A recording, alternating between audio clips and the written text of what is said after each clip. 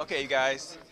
So for today's example, what we're going to do is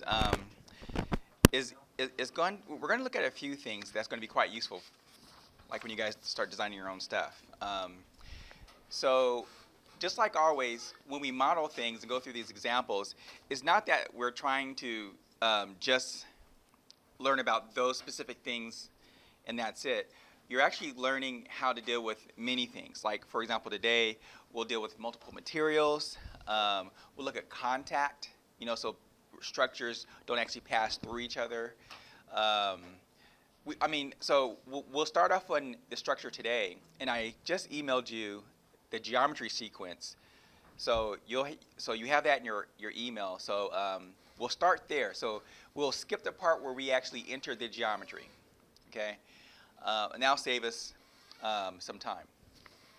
Um, so today we'll do the deflection of this structure. Then we'll get into contact and look at the modes, look at frequency response. We'll also do transient analysis in time and look at that. Then we'll look at how to determine the energy that's in the system. So for example, the electrical energy, the mechanical energy.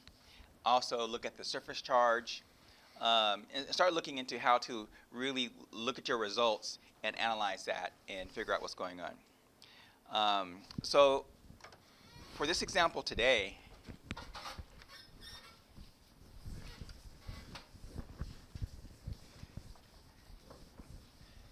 it's actually based on the cantilever idea that we talked about before, but now it's a little more realistic and more practical, and has lots of components to it.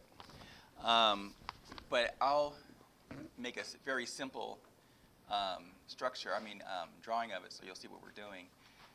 So basically, it's a fixed cantilever. And so what I mean by fixed, this is a cross section of it, and it's anchored to the substrate. And then that substrate has some type of bonding pad where some voltage is able to be applied here. Okay. Now over on this side, there is going to be another electrode right here. And these are actually attached to the substrate. And it's on the microscale, and the reason that we're dealing with the microscale is just because there are certain phenomena that happen at the microscale that's really interesting. It's hard to replicate that on the macro scale, so it's kind of fun dealing with the microscale. Okay, so you're applying a voltage. Now, what's going to happen is that this is a conductor, that's a conductor, and this is a conductor. So all this is going to be at one voltage. This right here is going to be at a separate voltage, and it's going to there's going to be a potential difference across here, and charges are going to build up. It's going to create a force, and it's going to attract this top structure down to the bottom structure. Okay. Now there's a capacitance between here and here. So for example, if you remember from basic physics, capacitance is the permittivity of the medium times the cross-sectional area divided by the gap between the two. We can just call that X. Okay, and so that's capacitance, and I said it's going to generate a force, and so the electrical energy, if you recall, 1/2 times capacitance times voltage squared, 1/2 CV squared. The force is equal to the negative of that. You take the derivative with respect to some direction you're going. In that case, in this case, we're going in the x direction, and so that's going to be 1/2 partial c partial x squared times v squared. And so if we plug capacitance into this equation, we're going to have some x squared term on the denominator. And so it's a nonlinear attraction going down this direction. That force pushing it down in this direction is being countered by this restorative spring force trying to pull it up. So you could think of it like this. So here's a plate that's supported by a spring here. Okay, down here is the bottom plate that's anchored. And you're applying a voltage between the top and bottom. And so let's say this is ground right here. So that's at 0 volts. And let's say this top here is at, I don't know, 15 volts. And so it has some stiffness K. You're applying a voltage between that, so it's going to generate some electrical force that's in that direction. And so what happens if you start cranking this voltage up, there's going to be a force balance, right? It'll attract a little bit until the force that's being applied here is being countered by the spring, right? So remember from Hooke's law, we have F equals Kx right there. So you have a mechanical force that's in the upwards direction. And so this force is going to balance out with this force right here. This force is linear, but this force is nonlinear, right? This force in this direction is proportional to the inverse of x squared. So when this moves by a certain amount, we can see here clearly what that force is going to be is quite linear. But when we apply a force here, what happens is it's going to move down, but the displacement changes. And so that's going to increase the force as well.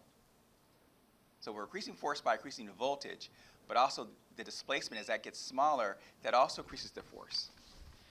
So what happens is this. For the first about 1/3 of the displacement, there's a point of where this plate here can get lower and lower, and then it can return if you decrease the voltage back to where it came from. But beyond that point right here, and it's about 1/3 of the original gap distance, that force is just too strong, and the restorative force can't overcome it. And then once you pass this piece that's like about,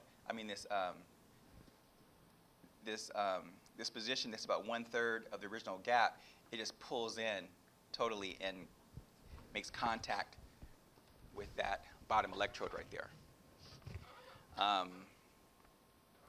Sometimes that could be useful, right? People have been known to make switches like this, right? You apply a voltage, it closes the switch. You release the voltage, it opens back up. So it's like a mechanical switch. And you can get very fast switching times with that. Some people want to avoid this because depending on their application, if it makes contact, then there's a large amount of current that passes through from this side to this side, and you don't want that. And what they typically do, they'll put like a large resistor here. That won't change the voltage when they're apart, but it will change the amount of current that flows through, so they won't weld together and heat up. But it's an interesting phenomenon that happens, and so we will model that and account for this contact. But we'll get to contact on Thursday. Today we'll just do the first part of this.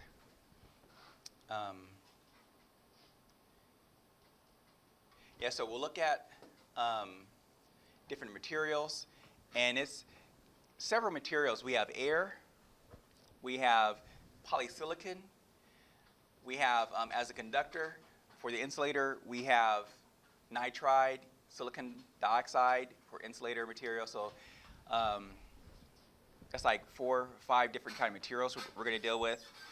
We'll label things, which is really important because sometimes well, most of the time it's easier to call something a name instead of say, click boundary 16 and 4 and 32, right? If you have an entire structure that's called something, like maybe that's called, I don't know, like this is the bond pad, or maybe that's the electrode. It's easier just to say, choose the electrode from a pull-down menu, and then it highlights all the boundaries there instead of trying to click on all the boundaries. So we'll see how to do that. And yeah, so that's just a brief intro to what we're going to do today. So let's get started with that. So this is going to be in 3D. So go to your model wizard and click on 3D, the first box.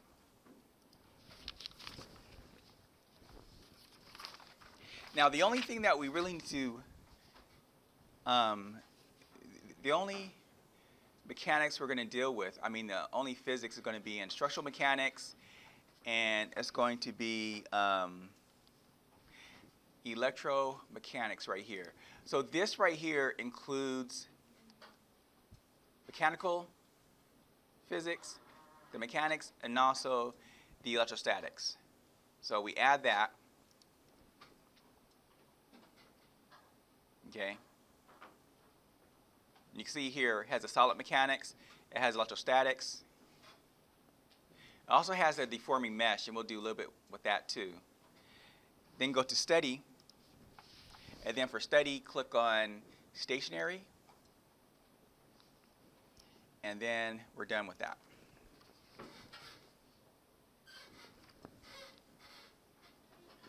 Okay, so I just emailed you the geometry sequence, so we're going to load that up.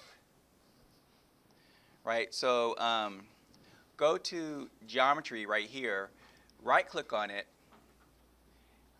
and then go down to insert sequence.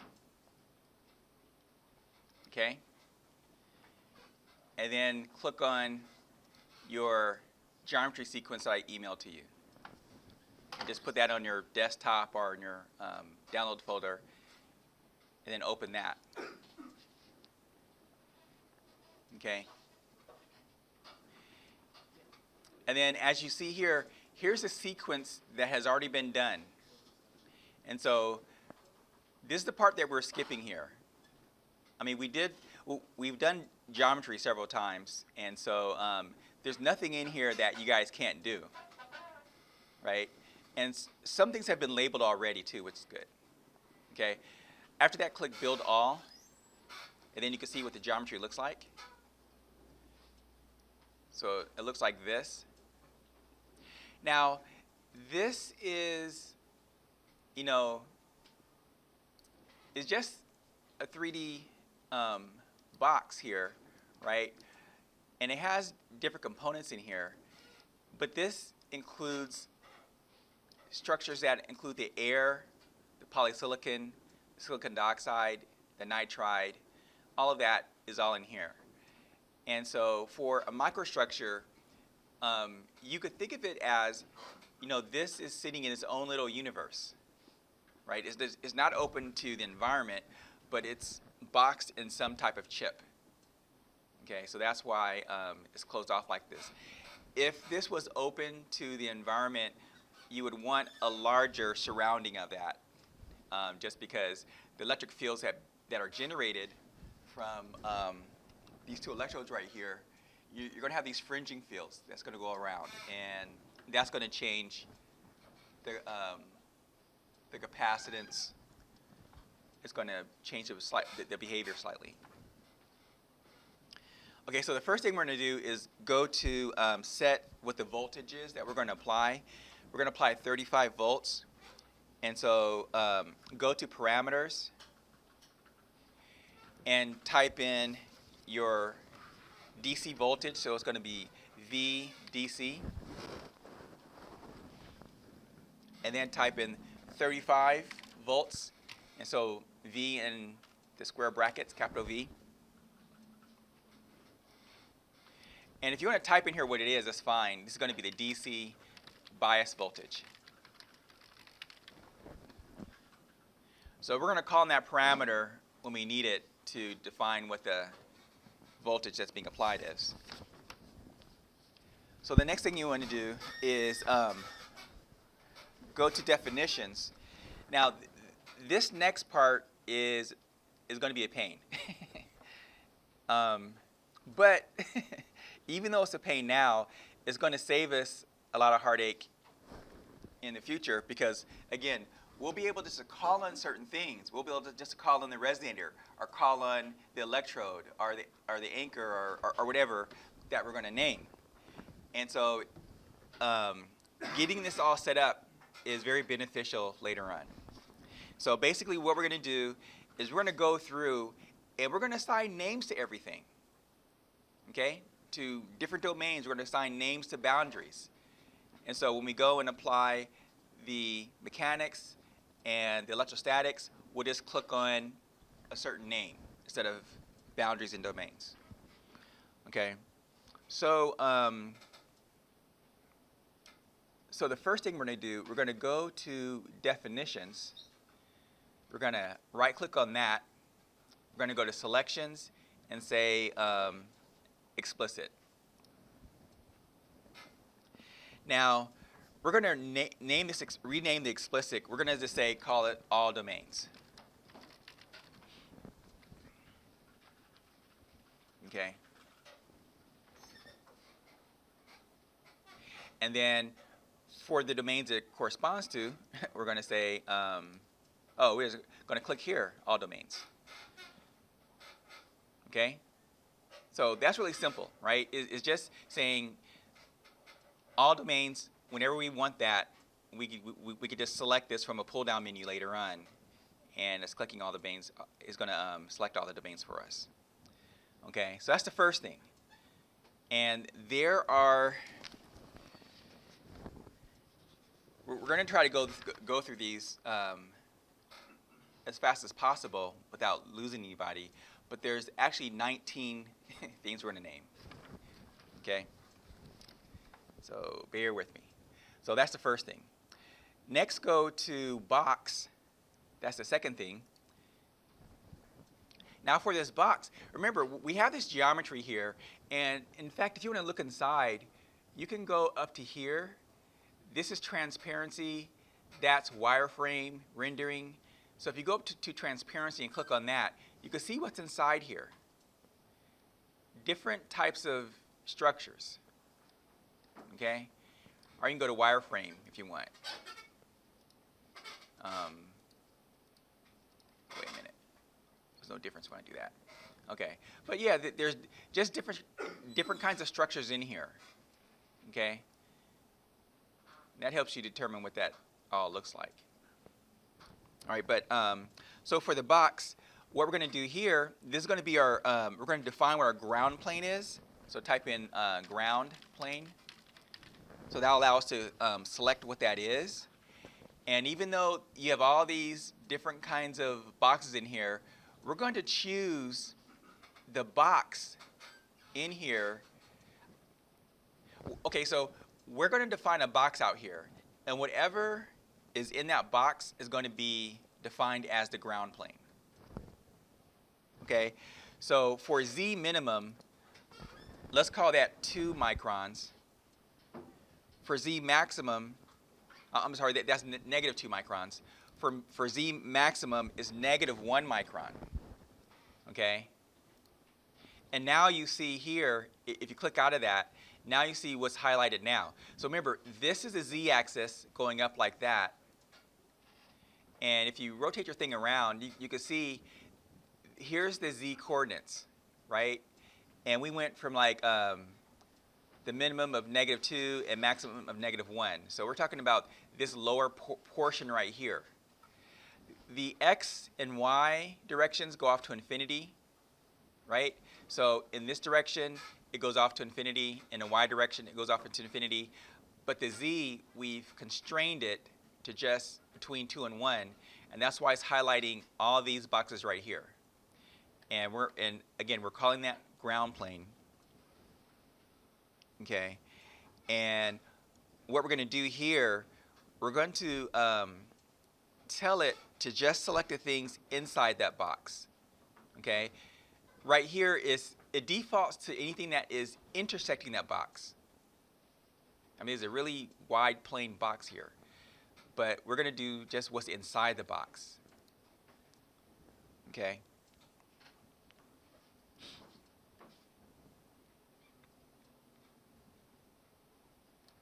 And I forgot this. The level is going to be the boundary for the domain level. Yeah, so this is just a boundary. Okay, so again, the name ground plane, the level is boundary, and here's our Z, and then it's inside that box. Okay, so that's the first one. Now let's do another box. So go to selection, right click, and then go to box.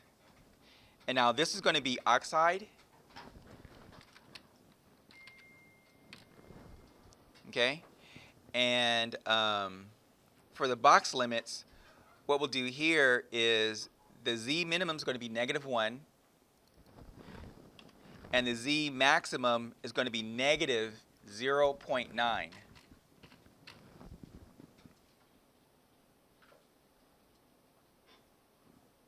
Okay.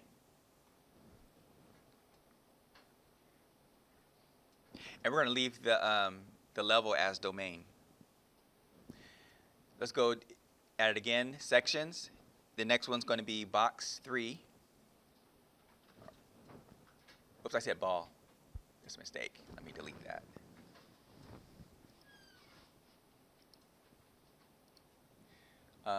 Selection, box, that's box number 3.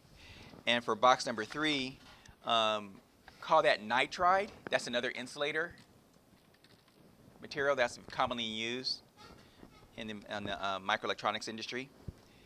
And then for the Z minimum, put in -0.4. And for the Z maximum, we're going to put in -0.35. So -0.35. Okay. And then next going to be our box number 4. So go selection, box again. And for this box, we're going to label electrode.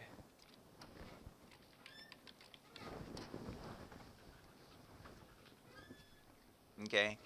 Now this one's going to be a little more complicated, but what we're going to do here is for the X minimum maximum, we're going to have -0.1 for the minimum, -0.1, and for the maximum is going to be +0.1.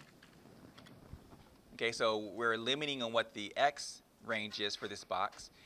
And for the Y, we're going to leave the maximum alone. The maximum is still going to go to positive infinity, but for the minimum, we'll put it at -4.2.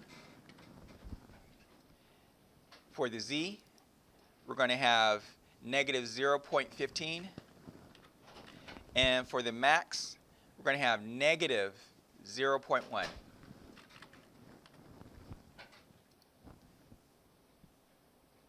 Okay, so it should look something like this.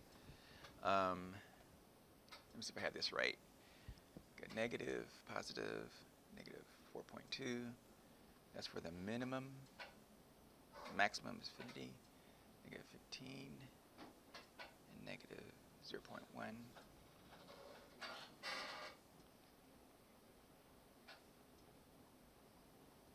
Okay, now next, let's go to, we're going to create a ball.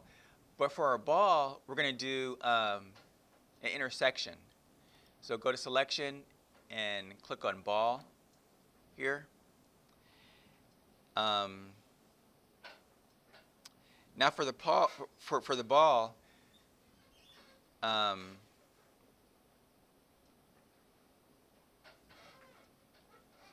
for the Z, the ball center, let's put that at 1 here.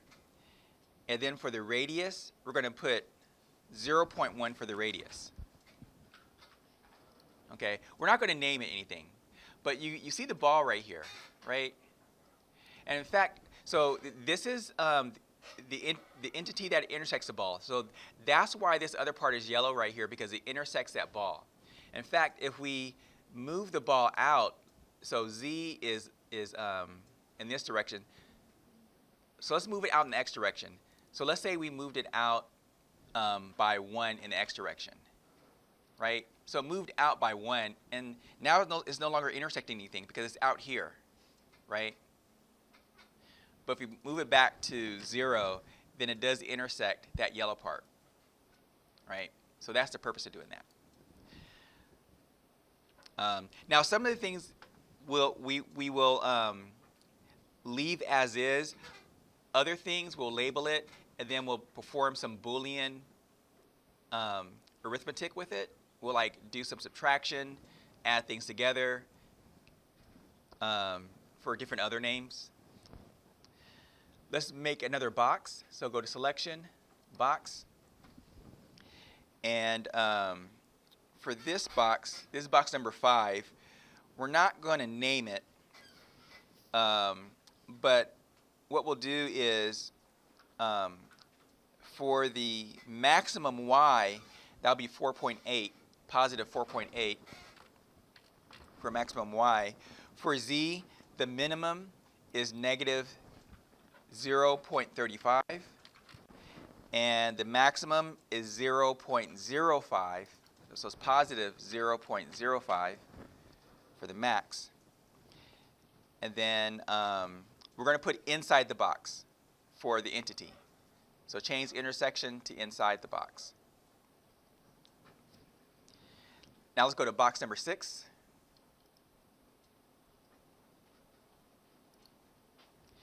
Now for box number 6, for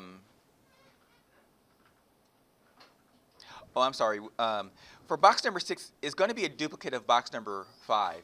So that'll save us some time. We can go ahead and put those things back in there, but right-click and delete that, because it'll be good for you guys to see how to do a duplicate. So click on box. So highlight box 5, which we just made, and then right-click on it, and then go down to duplicate. And then now we're on box 6, and it's just like box 5. There's no difference. Okay. So now we're going to change what is different. So what is different is the X. So go to the X and say for the minimum, put negative 15 microns. And for the maximum, put positive 15. But for everything else, we're going to leave the same. And that's why it was worth copying.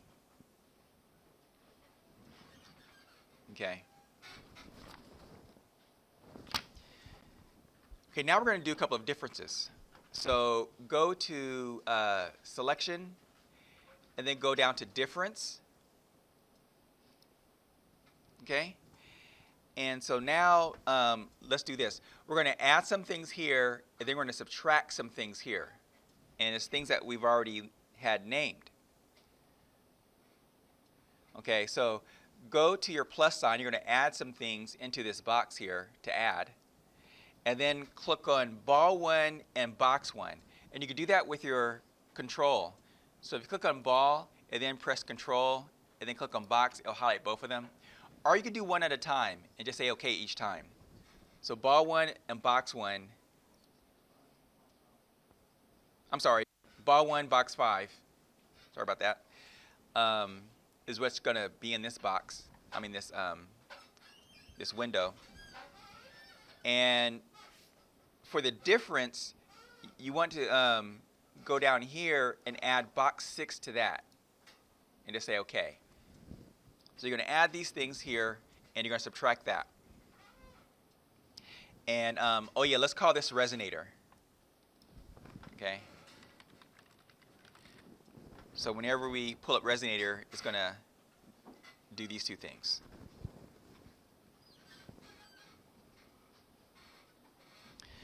Okay, now let's go to a union. So do Selection, and then go to Union. And then for union, we're going to combine the electrode and resonator together. So go to Add, and then click on Electrode and Resonator. So here's the electrode, and then you can go Control, click on Resonator, and then add those to the box. And call this union, call it polysilicon.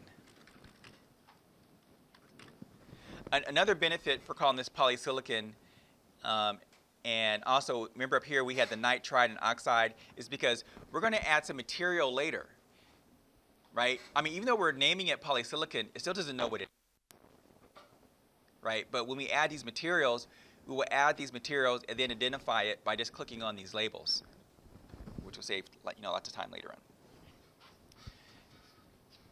Now go to Selections and then click on Difference.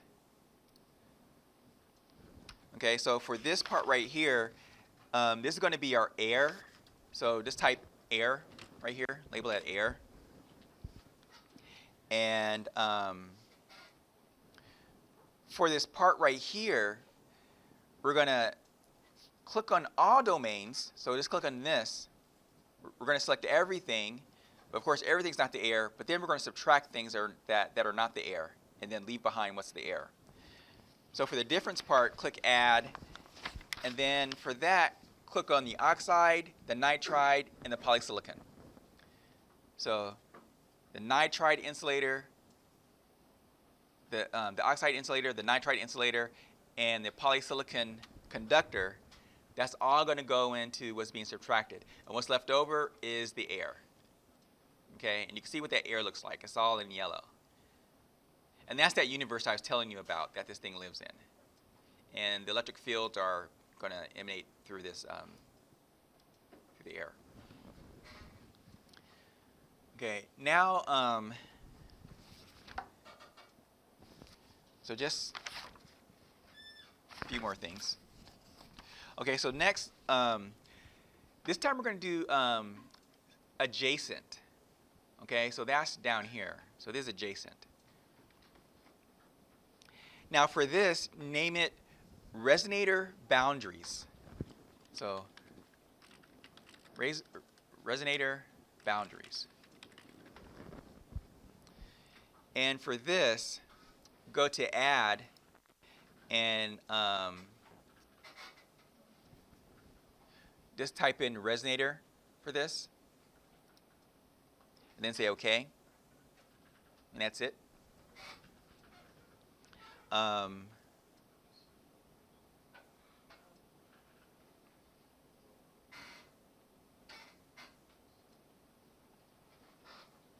And then for adjacent 2, we're going to have another adjacent. On this one, label it electrode boundaries.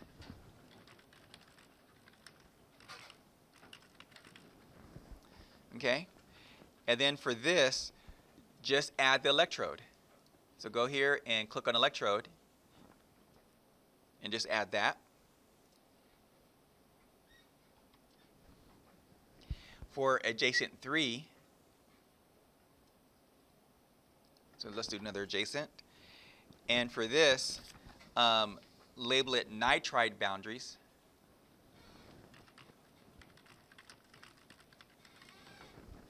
And then click on nitride.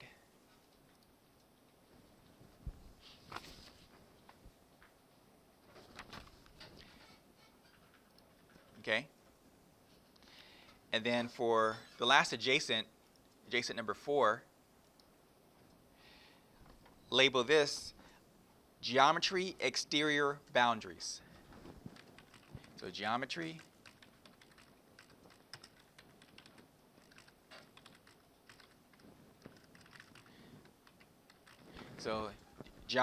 exterior boundaries. And then for this, just add into here all domains. So add all domains and say OK. Now we're going to do another difference.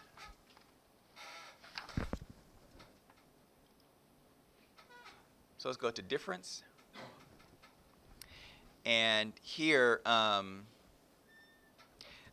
label this resonator exterior boundaries.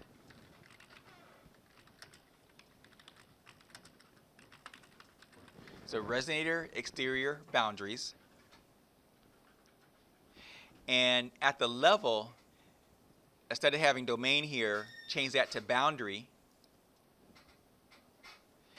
And then we're going to add resonator boundaries to it. So add, and the thing that we just made, resonator boundaries, add that to it.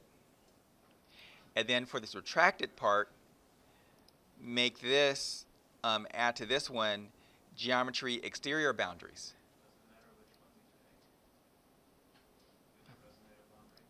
Oh, there's more than one?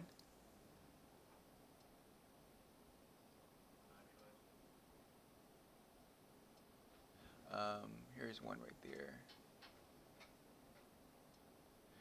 Oh, this is interesting. Okay, yeah, so this was right here. That's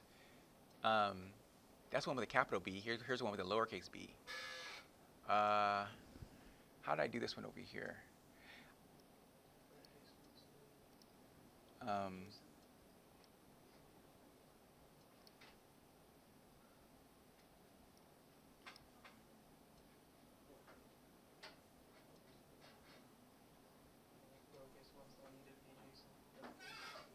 Yeah.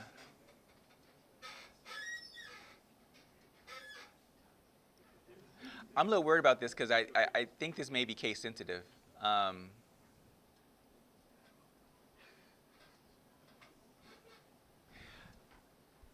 let me be a little more careful. I want to, I just don't know if that makes a difference.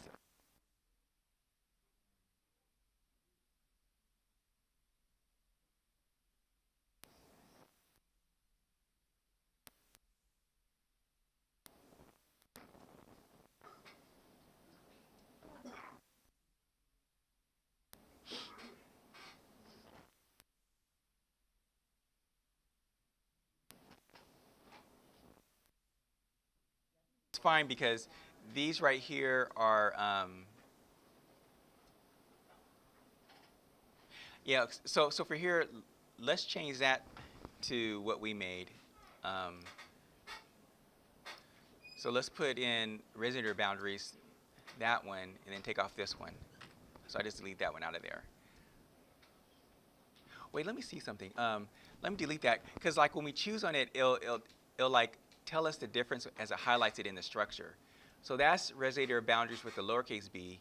Here's it with the uppercase. Yeah, so there's no difference. See, all the other ones are changing around. So this and that makes no difference. Good. Yeah, so we're cool.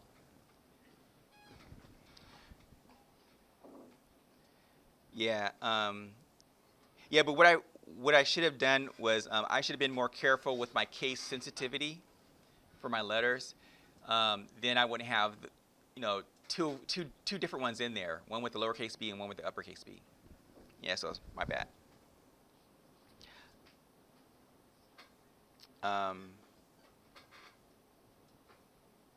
Yeah, so that's all we need to do here is just deal with those things. Now we're going to do difference again. So go to selections, go to another difference. So this is difference number 4. And what we're going to do here is we're going to go to the level list. Oh, wait, let's change the name here. Let's call this electrode exterior boundaries. Electrode exterior boundaries. Now be a little more careful with my case sensitive letters. All right, and then let's go to domain, the level, and change it to boundary. Okay, then let's go to add here, and then we're going to add electrode boundaries. I'm going to add that, and okay. And then for what we're going to subtract, let's put in there geometry exterior boundaries. That's this right here. Okay. Now let's do an intersection. So go to selection, go down to intersection, And let's call this fixed boundaries.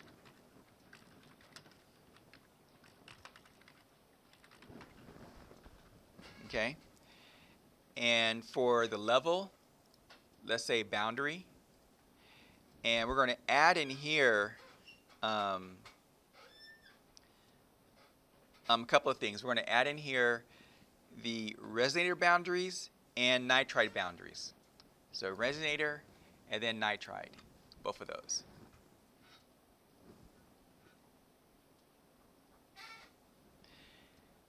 Now let's do a box. So this is box number 7. And for box number 7, name it symmetry boundary.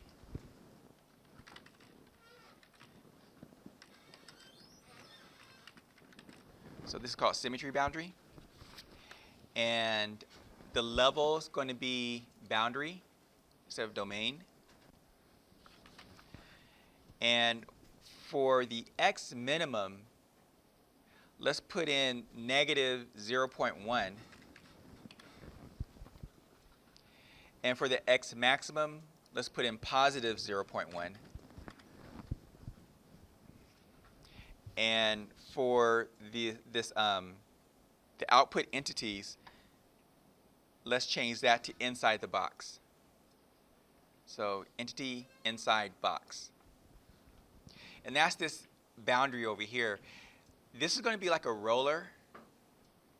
And you'll see that when we do this symmetry boundary. And let me just explain that, like why we're even doing a roller over there. And the reason why is because think of this as like a mirror right here, where this whole thing is going to be reflected over here. So instead of it being like just a cantilever where one end is free, it's going to be a fixed structure where it's anchored here. It's also anchored here, and it has electrode in the middle, and that's what you're pulling down onto. But since it's totally symmetric, we only have to model half of that. But we're really modeling the whole thing. And that basically saves you, I guess you could think of it as half the memory, right? And maybe it'll get you a result twice as fast, I'm guessing. Okay, so that's what that's for.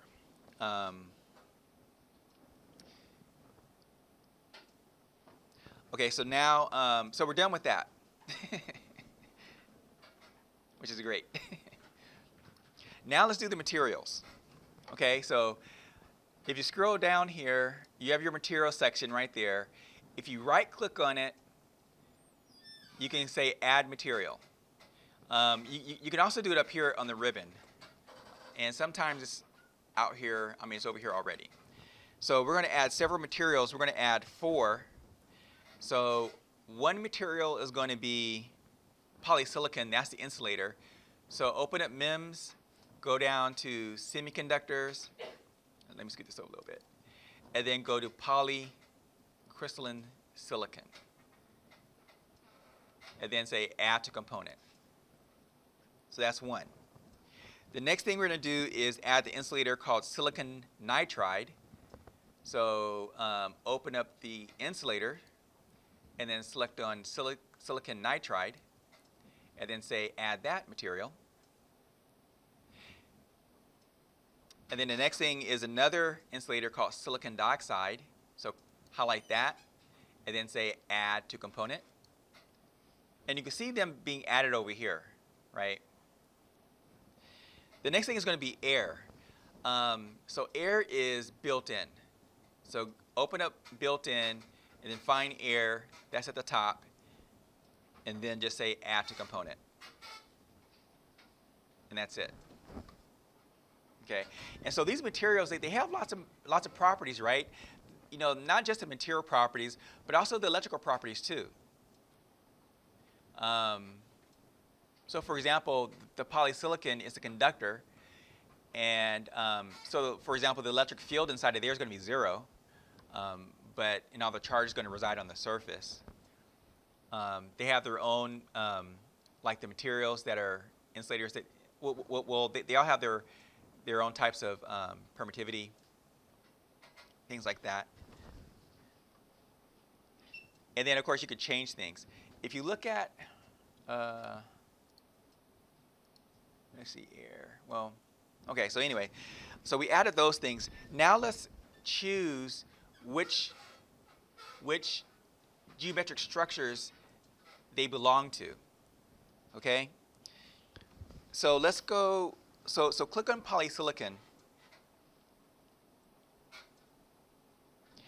and then go to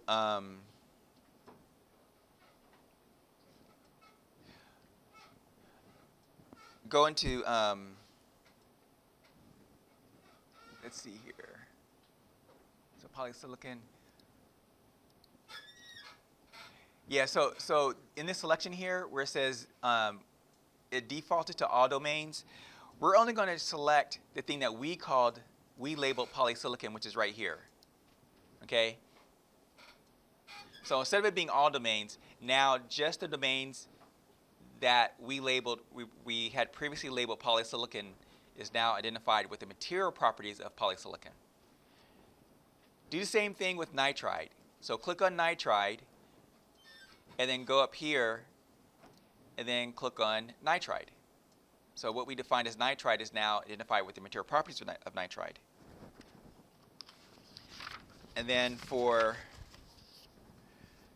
silicon dioxide, open this up, the selection, and click on oxide, which is just short for silicon dioxide. Okay? And then for air, and I hope now you see like the benefit of going through all that labeling we did before. Now we just click on certain things and call it what it is. So go to that, go to selection, and then click on something that we called air, which is right here, and that's that. Now, of course, these things are highlighted right here as little warnings saying, hey, there's no Young's modulus, no Poisson's ratio. Well, of course, it's air. So we're not really worried about that. And it's okay to leave those out. So now we're done with the material properties. Now let's go down to solid mechanics. Okay, and for the solid mechanics, let's go to the domain selection. And oh wait, let's label this resonator, because that's the only mechanical part that we're concerned about. So let's call that resonator, and it's not all domains, right? And apparently it's not smart enough to know. So we have to go here and select resonator as the domain that it's going to apply the mechanical physics to. Okay. And then let's go to right-click on resonator, and then select fixed boundary. Fixed constraint right here. So we have to tell it what parts are fixed. And then we already labeled it before, so we just open up our selection and then select fixed boundaries, whatever we had previously selected as our fixed boundary. Now remember, we have that symmetric part right here, right? So let's go to, right-click on resonator, and then go to more constraints, which is right here. Okay? Because remember, this is going to be like a roller constraint right here. So it's a constraint. So then go to symmetry. Okay? And then we have to tell it what boundary it is. So say manual, and then select symmetry boundary. And as you can see, it just highlighted that edge over there, that one edge. And so this part of this structure is going to be our roller right there.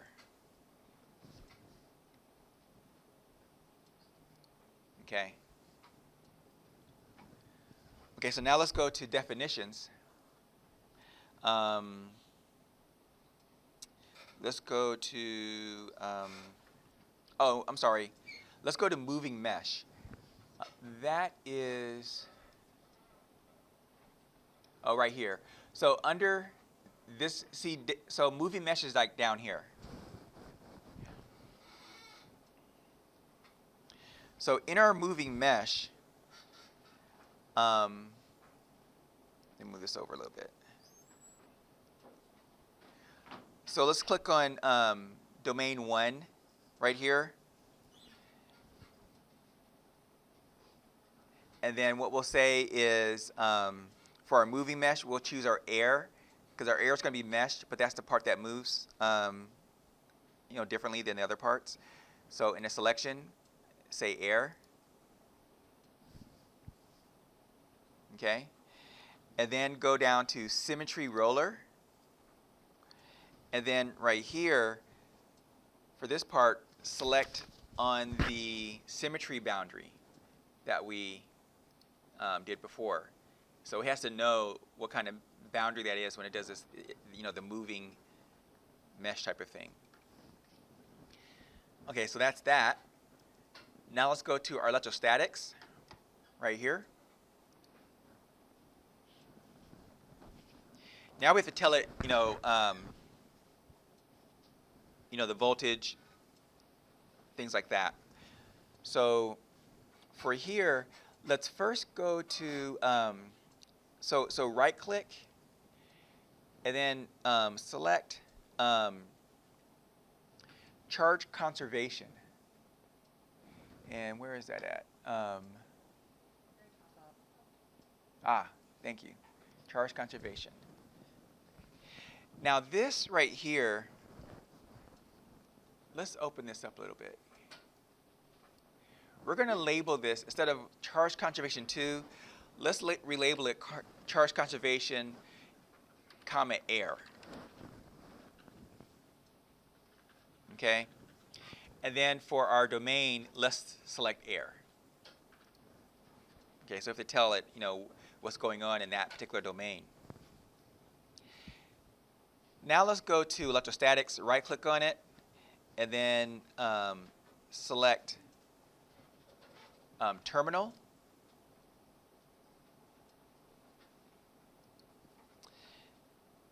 And then on this selection list right here, let's type in, select resonator for that. And then for the voltage, so for the terminal type, we have to tell it what that is, and that's all at one particular voltage. And for V0, type in 0.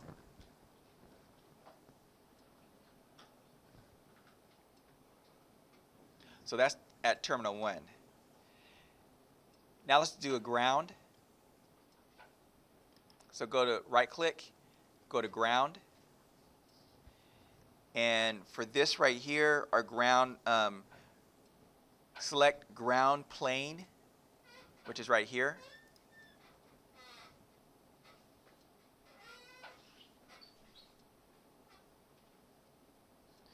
And then for terminal 2, so go to electrostatics, go to terminal again. And then for this,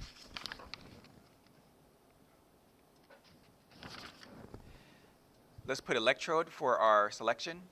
So just electrode. And then for this, we're going to put our VDC that we defined before. So select voltage instead of charge, and then type in, instead of 1, put VDC. And that was that parameter. I think that was 35 volts, if you recall. Okay. Now let's go to mesh. Now the mesh is going to be a little tricky because we have different kind of boundaries. There are certain boundaries that have very thin areas. Some have wide areas. But what we're going to do is we're going to select a particular face and then sweep that mesh through. So this is a good way to do that. And this is the last thing we're going to do before we do compute. Okay. So what we're going to do here, we're going to go to Mesh, and we're going to right-click. Oops. We're going to right-click, and then we're going to go to More Options and do Free Triangular. Okay? So select Free Triangular. And then for the boundary selection, oh wait.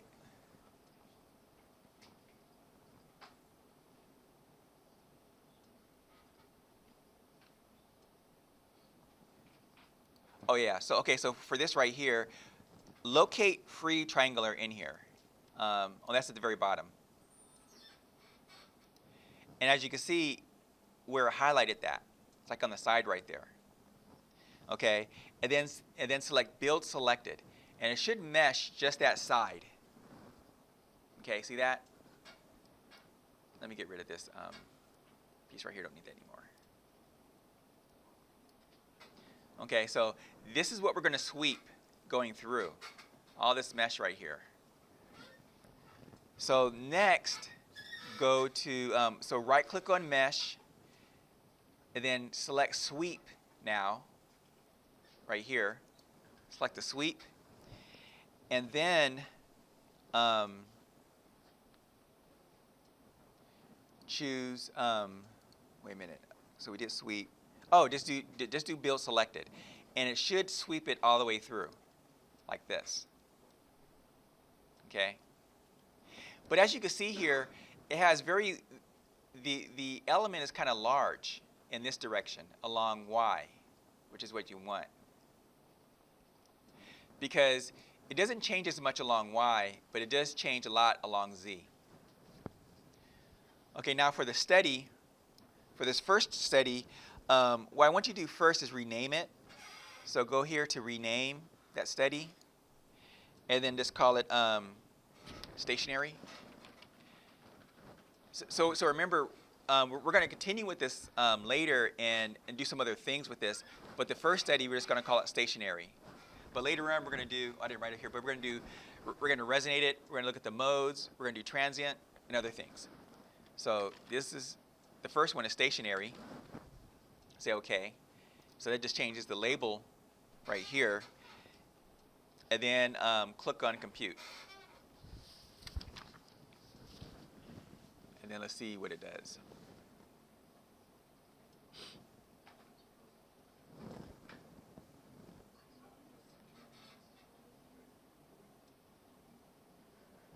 Okay, so you should get something like this. And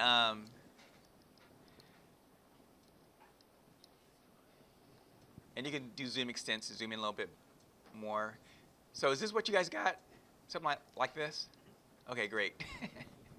I mean, because the part you worry about, when you have something with so many steps, that increases your chances of having an error, right?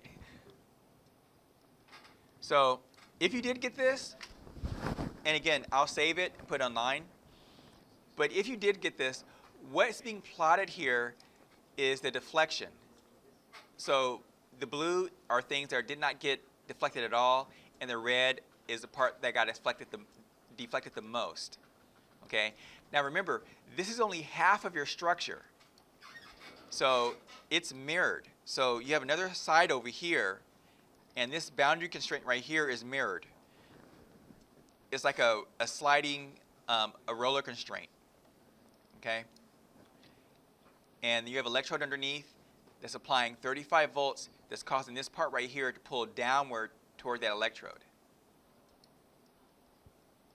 Okay? So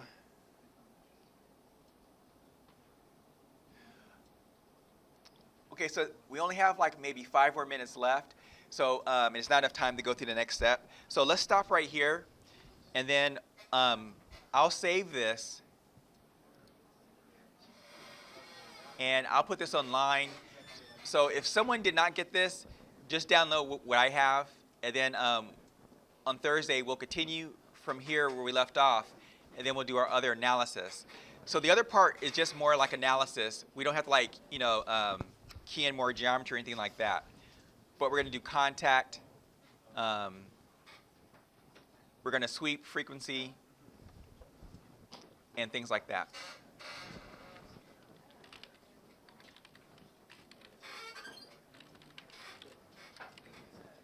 Okay, there we go. Okay, that's it for today. See you guys on Thursday.